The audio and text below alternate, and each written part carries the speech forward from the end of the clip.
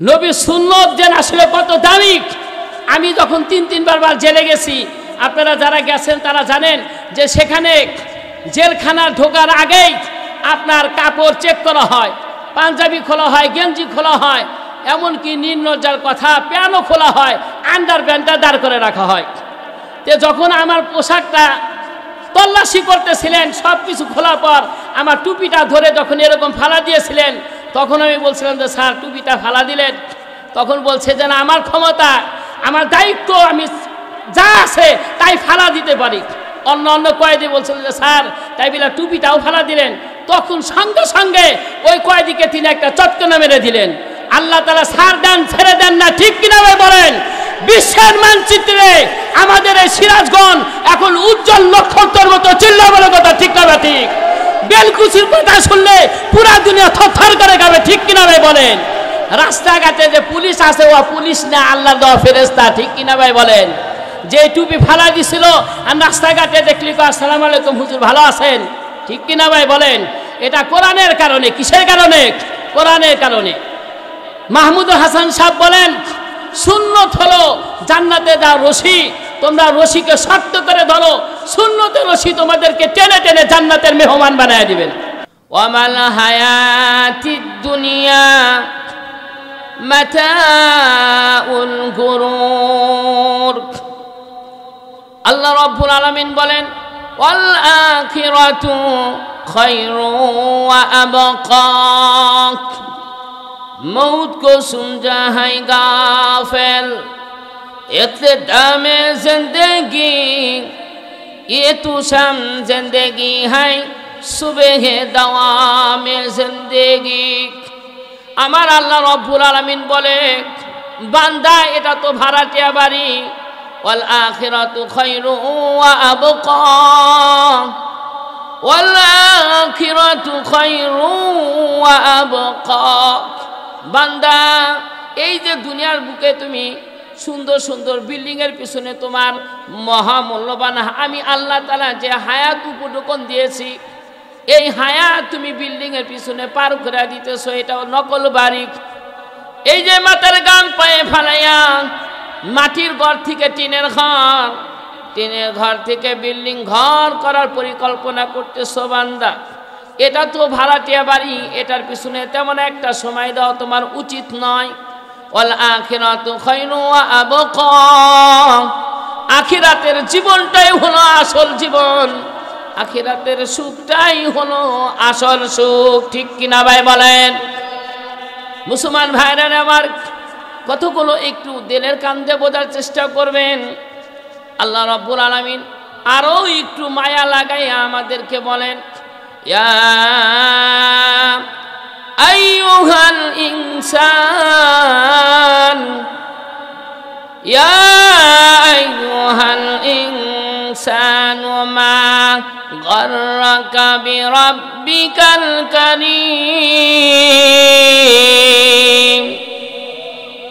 ইয়া আইয়ুহাল ইনসান, ওহে মানুষ, ওহে আমার বান্দা, মা গাররাকা, কোন জিনিস তোমারে ধোঁকা দিল, বিরাব্বিকাল কারীম, আমার মতো দয়ালু মেহেরবানি আল্লাহ তাআলার কাছ থেকে কোন জিনিস তোমাকে ধোঁকা দিয়ে আমি আল্লাহ আমার কাছ থেকে তোমাকে দূরে সরে রাখতেছি। বান্দা তোমার ডাইনে এবং পিছনে, সামনে এবং পিছনে, ডাইনে এবং বামে যা কিছু দেখো এগুলো আসলে কেউ তোমার আপন নয়। আপন যদি বানাইতে হয় বান্দা আমি এবং আমার দোস্তকে তোমরা আপন বানাও। আপন আপন করনে মানুষ, কেউ তো তোমার আপন নয়। এক আপন দিনের নবী, ও আপন আপন রব্বানা। আসলে দুনিয়ার বুকে আল্লাহ এবং আল্লাহ রসুল ছাড়া থার্ড পার্সনের পিছনে যদি আপনি পড়ে যান তাহলে আপনি সঠিক রাস্তা থেকে লাইনচ্যুত হয়ে গেলেন। সঠিক রাস্তা হলো নবী রাস্তা এবং আল্লাহ রাস্তা। এই দুজনের অনুকরণ যদি না করে পৃথিবীর কোনো নেতার অনুসরণে পড়ে যান, পৃথিবীর কোনো নেতাকে যদি আপনি অনুসরণ করেন মনে রাখেন কিয়ামতের ময়দানে নেতা তো দূরের কথা, কোনো নবীরও ভ্যালু থাকবে না আমার বিশ্ব নবী ছাড়া, ঠিক কিনা ভাই বলেন? যেই নেতার ভালোবেসে তার ছবি মাথার উপর টাঙ্গায় রাখছেন, যেই নেতার সম্বন্ধে খারাপ কথা বললে আপনার কলিজা লাইগা যায়, মনে রাখেন ওই নেতা তো দূরের কথা, কোনো নবীরও ভ্যালু থাকবে না বিশ্ব নবী ছাড়া, ঠিক কিনা ভাই বলেন? এই জন্য ভালোবাসাও অন্তরে রাখতে হলে নবীর ভালোবাসা রাখতে হবে, ভালোবাসা অন্তরে রাখতে হলে আল্লাহ তাআলার মহব্বত অন্তরে রাখতে হবে। যে ব্যক্তির সিনাটা আল্লাহ এবং রসুল এই দুই ব্যক্তির ভালোবাসা দ্বারা যে ব্যক্তির অন্তর পরিপূর্ণ, আল্লাহ রাব্বুল আলামিন বলেন ওই ব্যক্তি আমি আল্লাহ আমার সন্তুষ্টি এবং জান্নাত হাদিয়া পাবে। চিল্লা বলি সুবহানাল্লাহ।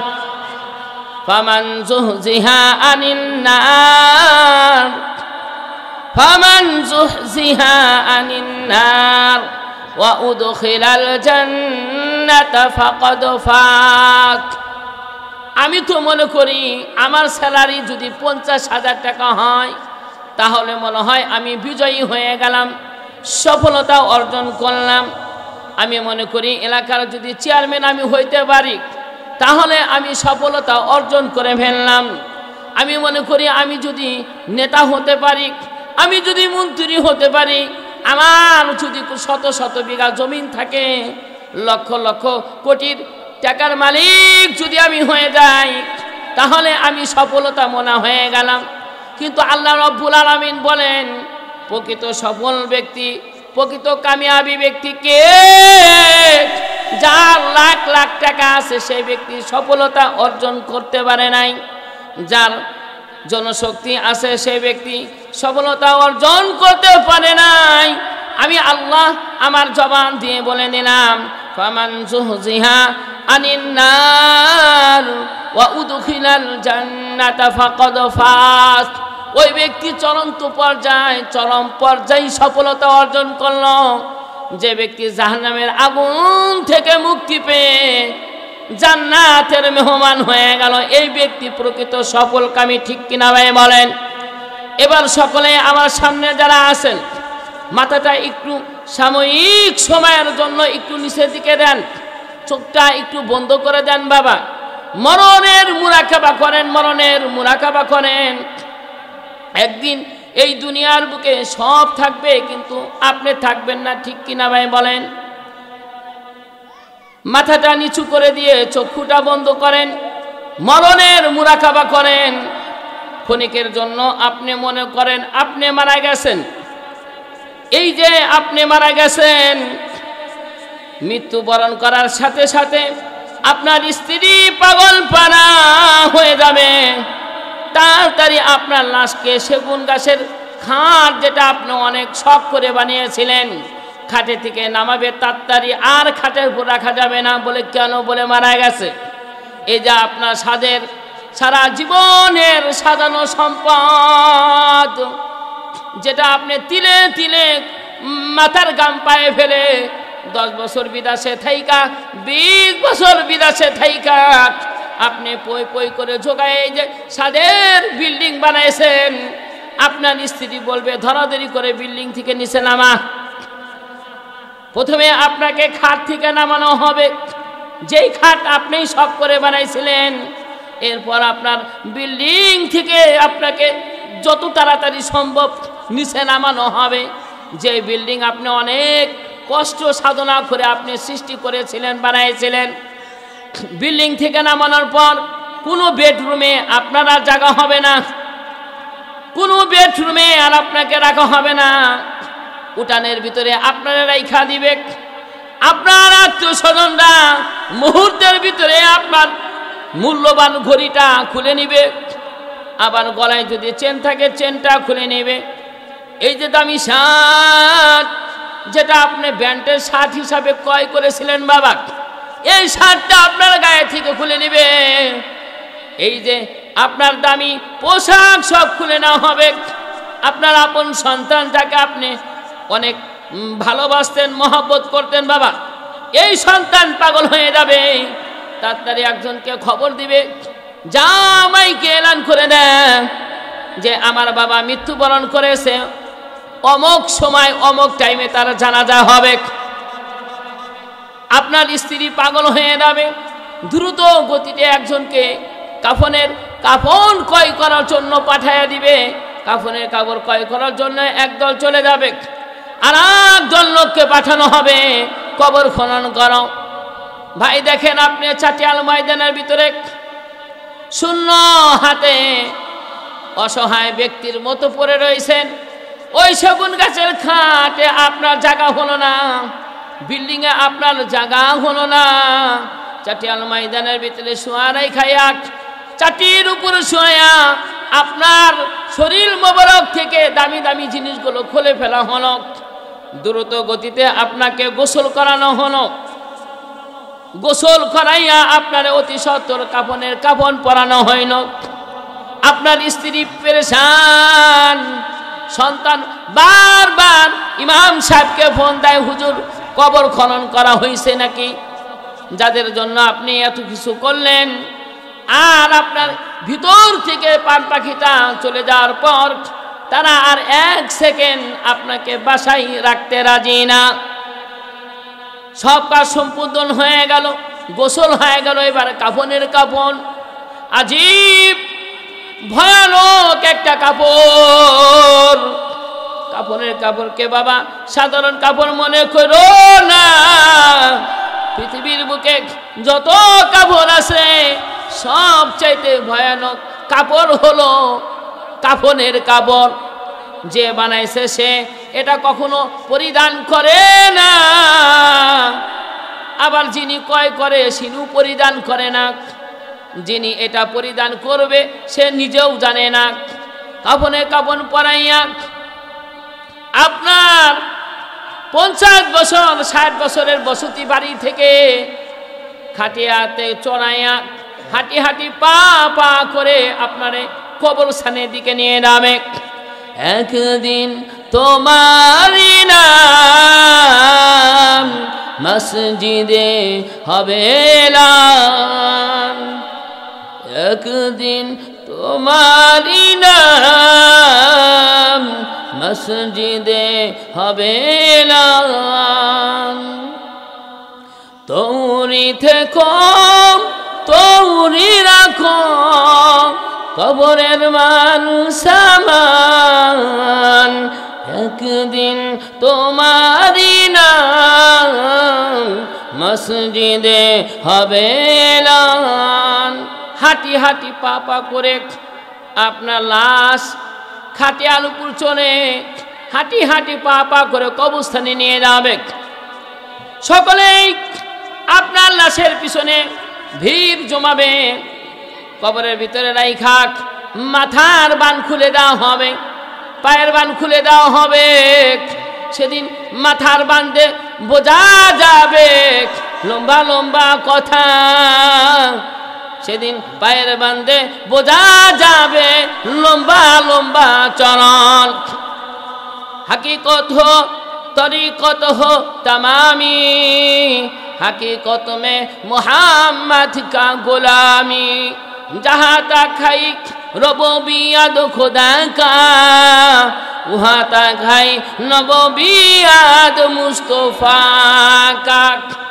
আপনার লাশ কবরের ভিতরে রাখা হইল। আপনি দেখতেছেন আপনার ডাইনে মাটি বামে মাটি, উপর দিকে কাঁচা বাঁশের কারখানা। ওই যে সন্তান, যে সন্তান আপনার কাছে একটা জিনিস আবদার করলে আপনার যতই কষ্ট হোক না কেন সন্তানকে সেটা ক্রয় করে দিতেন। ঈদের দিনে আপনি বাবা, আপনার জুতার খবর নাই, আপনার পাঞ্জাবির খবর নাই, আপনার ছেলে সন্তানকে নতুন পোশাক পরাইতেন, আপনি নতুন পোশাক পরতেন না। দেখবেন এই সন্তানটাই কবরের উপর থেকে বলতেছে যাদের মাটি দেওয়া শেষ হয়েছে তাড়াতাড়ি চলে যান। এবার বুকের উপর হাত রেখা বলবে মিনহা বিসমিল্লাহি ওয়া আলা মিল্লাতি রাসূলিল্লাহ, রাসূলের মিল্লতের উপর আপনাকে রেখে দিবে।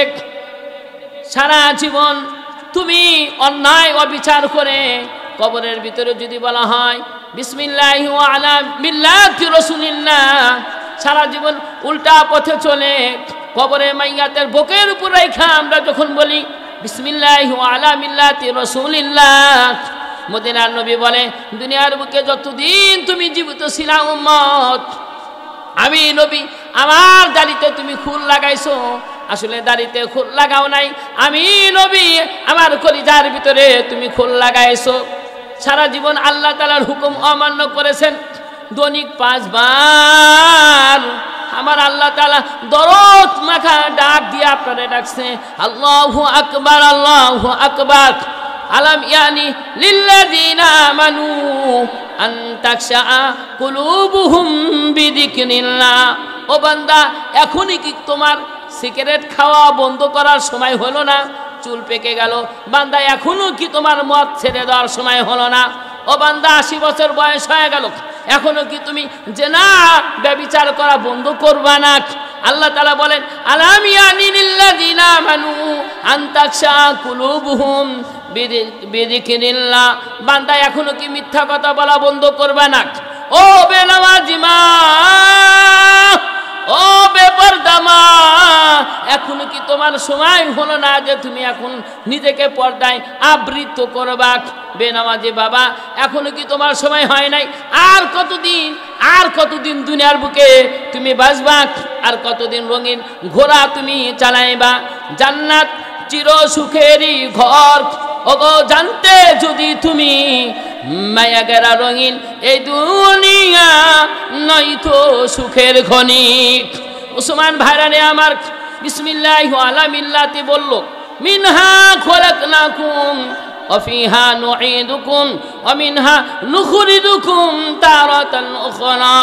এক মুঠ দুই মুঠ করে এই যে আপনার সাদের বডি, যে বডিটাকে আপনি অনেক সাজাইছেন, যেই বডিটাকে প্রতিদিন শ্যাম্পু দিয়ে গোসল করাইছেন, আসলে যদি সাজাইতে হয় বডি সাজাইতে হবে না, যদি সাজাইতে হয় ইমানকে সাজাও, কারণ ইমানের দাম অনেক বেশি। ইমান ছাড়া বডির কোনো মূল্য নাই। যার ইমান আছে তার বডির দাম আছে, বলে যার ইমান নাই তার বডির দাম নাই।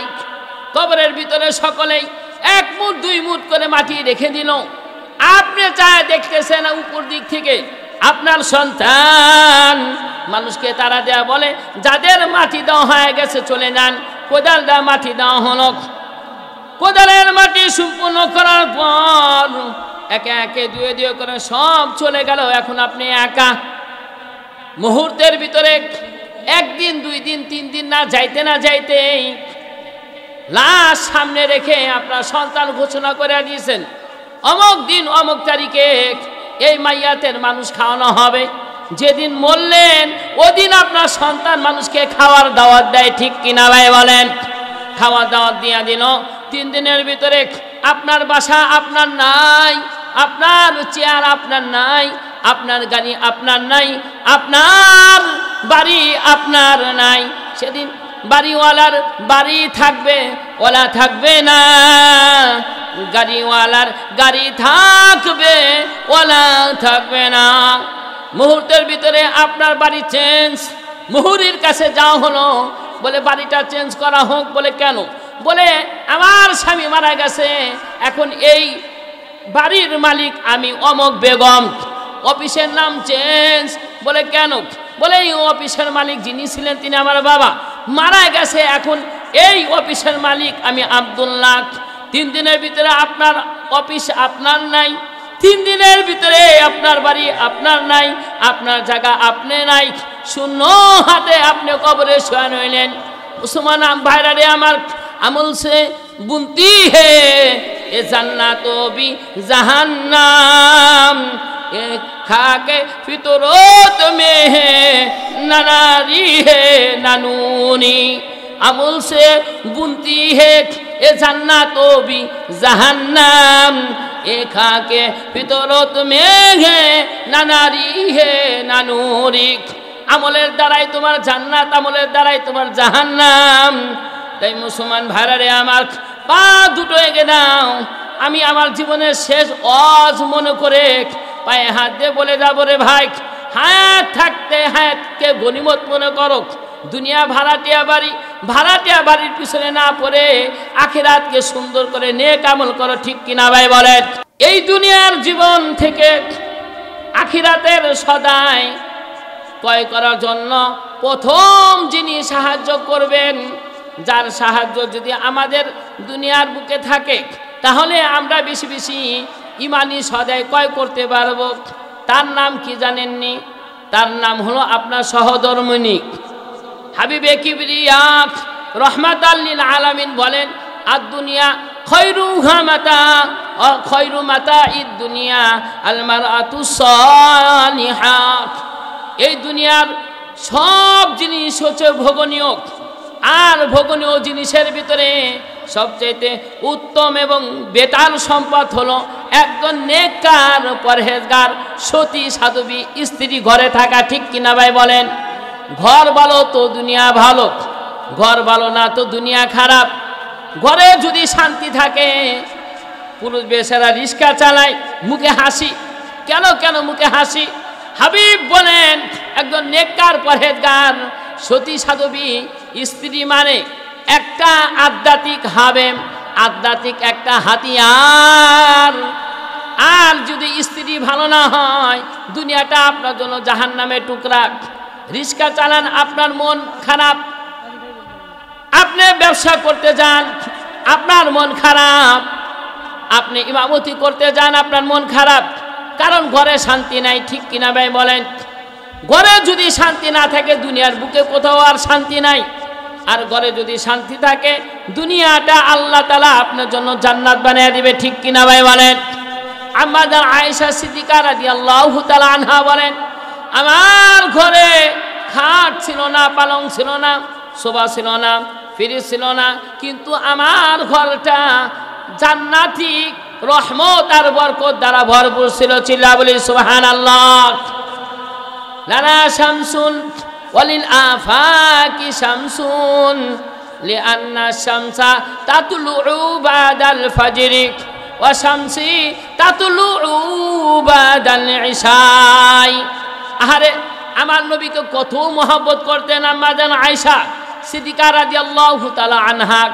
তিনি বলেন, পৃথিবীর জমিনকে আলোকিত করার জন্য আল্লাহ তাআলা একটা সূর্য বানিয়েছেন। এই সূর্যটা সকালবেলা উদিত হয় আর মাগরিবের সময় সূর্যাস্ত যায়। কিন্তু আল্লাহ রব্বুল আলামিন আমার ঘর উজালা করার জন্য এমন একটা সূর্য, এমন একটা প্রদীপ আল্লাহ তাআলা আমি আয়েশাকে দান করেছেন, যে সূর্যটা ফজরের পরে উদিত হয় না, মাগরিবের পরে উদিত হয় আর সুবে সাদেকের সময় অস্তমিত যায়। সুবহানাল্লাহ বলেন। রসুলকে তাসবিহ দিয়েছেন সূর্যের সাথে, জামাইরে তাসবিহ দিয়েছেন কার সাথে ভাই? সূর্যের সাথে। যে দুনিয়ার জমিনকে আলোকিত করে একটা সূর্য, এই সূর্য সকালবেলা উদিত হয় আর মাগরিবের সময় অস্তমিত যায়। কিন্তু আল্লাহ রব্বুল আলামিন আমাকে এমন একটা সূর্য দিয়েছেন, যেই সূর্য উদিত হয় মাগরিবের পর আর অস্তমিত যায় সুবে সাদেকের সময়। মুহতারাম হাজিরিন, আম্মা জান খাদিজা রাদিয়াল্লাহু তাআলা আনহা আমার নবীকে কেমন ভালোবাসতেন, কেমন মহব্বত করতেন।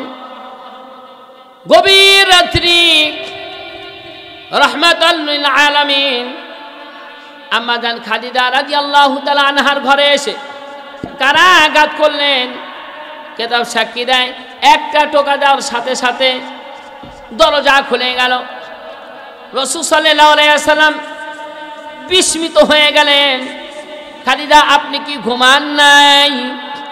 খাদিজা রাদিয়াল্লাহু তাআলা আনহা বলেন, ইয়া রাসূলুল্লাহ, ইয়া হাবিবাল্লাহ, আমার মা বাবা আপনার উপর কুরবান হোক, আমি খাদিজা যতক্ষণ পর্যন্ত আপনি ঘরে না ফেরেন ততক্ষণ পর্যন্ত আমি খাদিজা আমার পিঠ বিছনার সাথে লাগাই না। আমি খাদিজা আমার ভয় লাগে।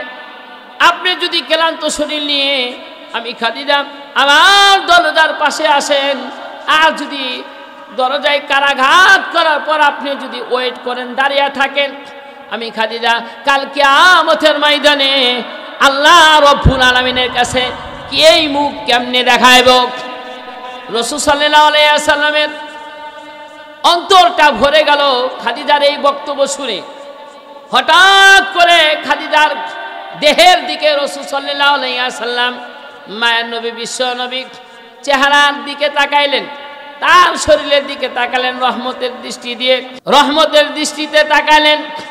তাকানোর পর দেখলেন খাদিজা, আম্মা জান খাদিজা রাদিয়াল্লাহু তাআলা আনহা যে শাড়িটা পরেছেন সেই শাড়িটার অবস্থা এমন যে তালি লাগাইতে লাগাইতে শাড়িটা এমন হয়ে গেছেন, তালি লাগানোর আর কোনো জায়গা বাকি নাই। রহমাতুল আলামিন ঝর্ণার মতো হাউমাউ করে কান্না শুরু করে দিলেন আর বললেন, খাদিজা আপনার কাপড় এরকম পট্টিওয়ালা তালিযুক্ত কাপড়, আপনি আমাকে কেন বলেননি? আম্মা জান খাদিজা রাদিয়াল্লাহু তাআলা আনহা বলেন, ইয়া রাসূলুল্লাহ, ইয়া হাবিবাল্লাহ, আমি জানি আপনার কাছে টাকা নাই, আর আমার এই শাড়ির কথা যদি আমি আপনাকে বলি তাহলে আপনি না দিতে পারলে মনে কষ্ট পাইবেন। মুহতারাম হাজিরিন, আম্মা জান খাদিজা রাদিয়াল্লাহু তাআলা আনহা মক্কার ভিতরে টপ লেভেলের বিজনেসম্যান ওমেন ছিলেন, বিজনেসম্যান একজন মহিলা ছিলেন। বিবাহের সময় আমার নবীর সাথে যখন বিবাহ হয়, এক বড়ি আর দুই বড়ি নয়, 40 মণ স্বর্ণের মালিক ছিলেন। চিল্লায় বলে আল্লাহু আকবার। 40 মণ স্বর্ণের মালিক আম্মা জান খাদিজা রাদিয়াল্লাহু তাআলা আনহা রাসূলের ঘরে এসে তালিযুক্ত শাড়ি পরে খুশি।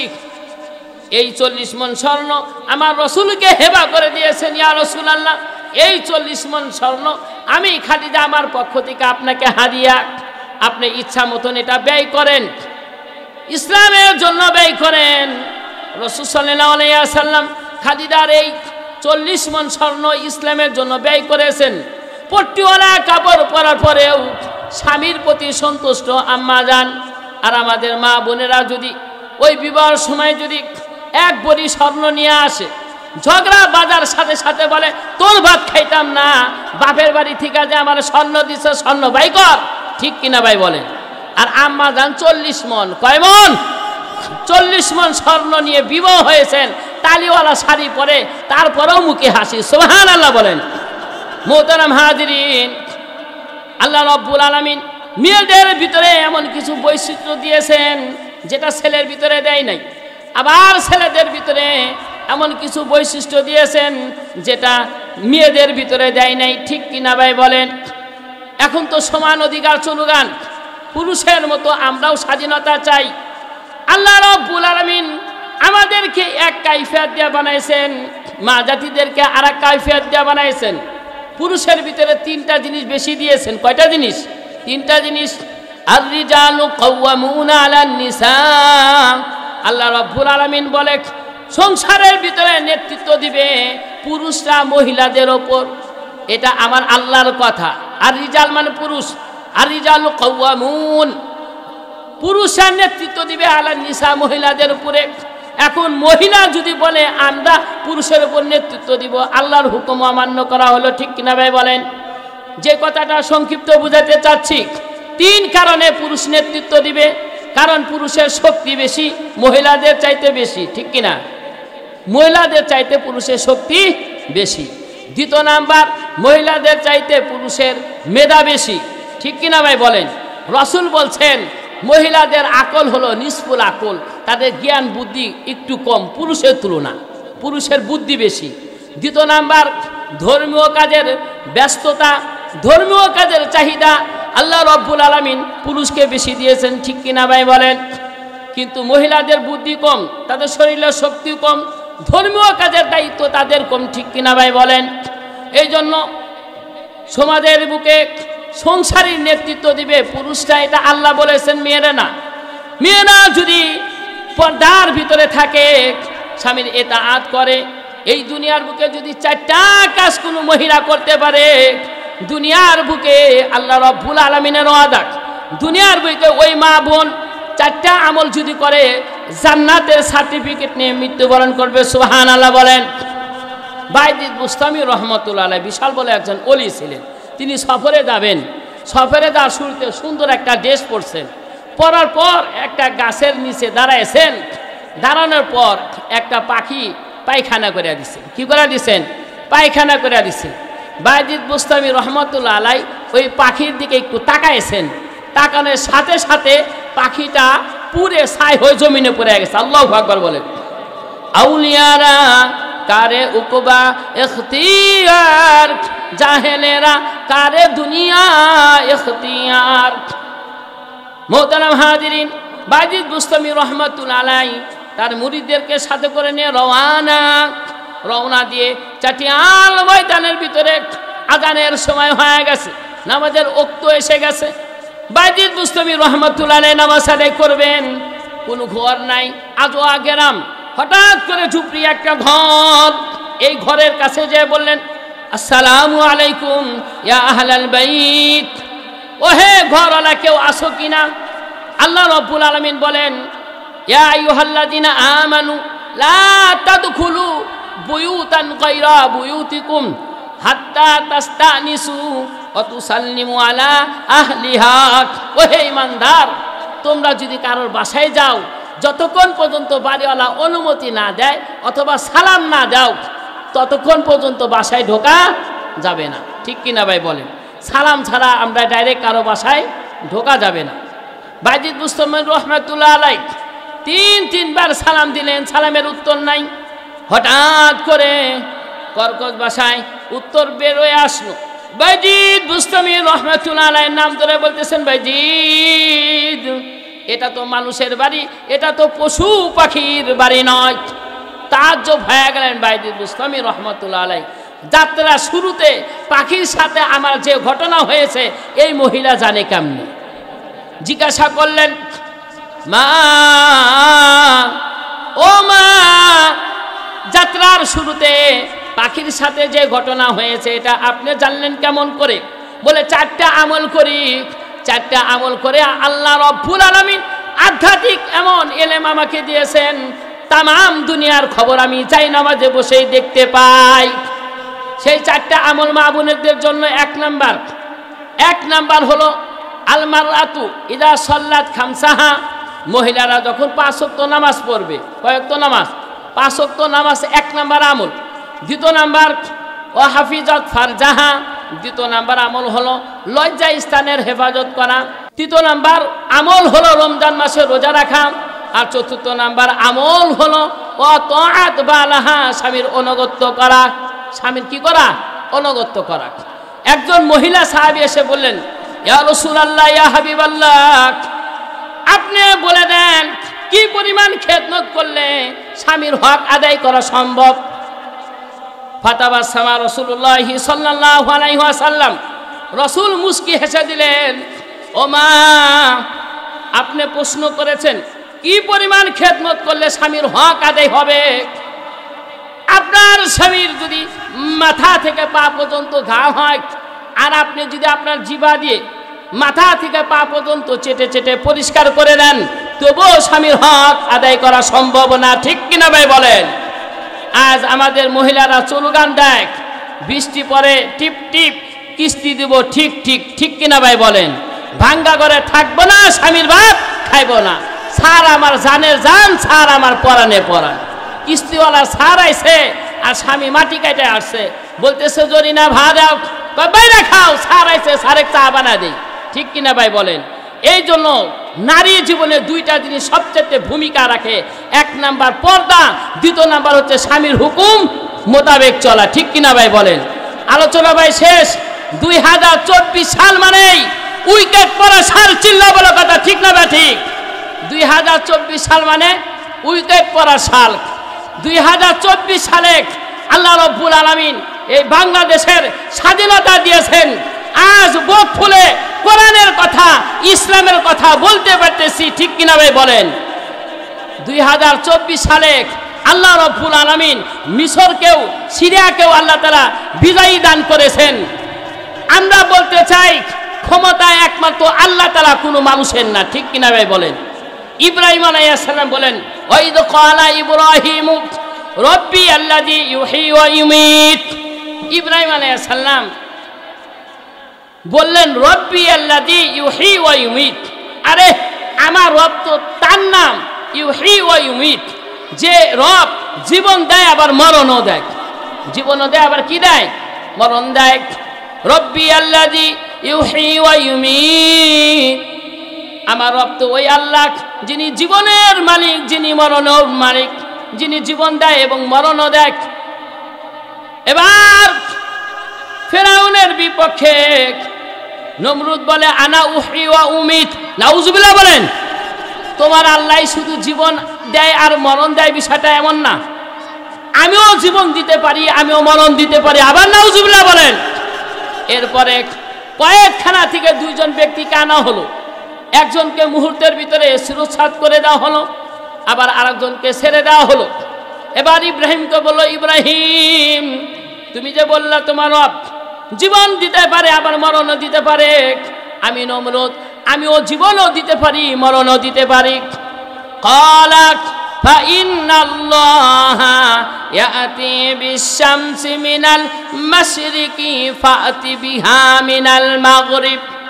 ইব্রাহিম আলাইহিস সালাতু ওয়াস সালাম সিংহের মতো গর্জ দিয়া বলল, ফাইন্নাল্লাহ নিশ্চয় আমার আল্লাহ তাআলা সূর্যকে পূর্ব দিক থেকে উঠে পশ্চিম দিকে অস্তমিত করে। আপনি বিপরীত দিক থেকে করান, পশ্চিম দিক থেকে উদিত করে পূর্ব দিকে অস্তমিত করেন। ফাবুহিতাল্লাযী কাফার, আসলে নমরুদ তার ক্ষমতা ছিল কয়েকখানা, তিনি মানুষকে দোষী নির্দোষী হিসাবে ঢুকাইয়া দুজন ব্যক্তিরে বাই করে একজনকে জব করে দিলেন, শিরশ্ছেদ করে দিলেন, আর একজনকে মুক্তি দিয়ে বললেন তোমার আল্লাহ শুধু জীবন আর মরণ দেয় না, আমিও পারি। তো ইব্রাহিম আলাইহিস সালাম বললেন যে আমার আল্লাহ তাআলা পূর্ব দিক থেকে সূর্য তুলে পশ্চিম দিকে সূর্য ডোবায়, আপনি যদি আল্লাহ হয়ে থাকেন তাহলে আপনি পশ্চিম দিক থেকে সূর্য তুলে পূর্ব দিকে অস্তমিত করেন। ফাবুহিতাল্লাযী কাফার, তিনি এবার হেরে গেলেন, বিস্মিত হয়ে গেলেন। তাই আমরা বলি ক্ষমতা একমাত্র আল্লাহ তাআলার। আল্লাহ তাআলার উপর কাদের কুদরত ওয়ালা মানুষ কোনো হতে পারে না, ঠিক কিনা ভাই বলেন? কোথায় আমিলিক, কোথায় কাদের কাকা, কোথায় গেল ওই জালেমের গরম গরম কথা, ঠিক কিনা ভাই? কোথায় আমিলিক, কোথায় কাদের কাকা, কোথায় গেল ওই জালেমের গরম গরম কথা। খেলা হবে, খেলা হবে, খেলা হবে বলে কাকা গেল পালাইয়া, সরেসাল পালাইছে দেশটা সারিয়া, হাসিনা পালাইছে দেশটা সারিয়া, ঠিক কিনা ভাই বলেন? মুহতারাম হাজরিন, এই দুনিয়ার বুকে আমার বাবাকে নিয়ে কথা বলেন, মানতে কষ্ট হবে তারপরেও মানব। মাকে নিয়ে কথা বলেন, মানতে কষ্ট হবে তারপরেও মানব। কিন্তু সাবধান, আল্লাহ এবং নবীকে নিয়ে কোরআনকে নিয়ে যদি কোনো কথা বলেন জিহ্বা টান দিয়ে ছিঁড়াতে হবে। চিল্লা বলে কথা, ঠিক না ঠিক?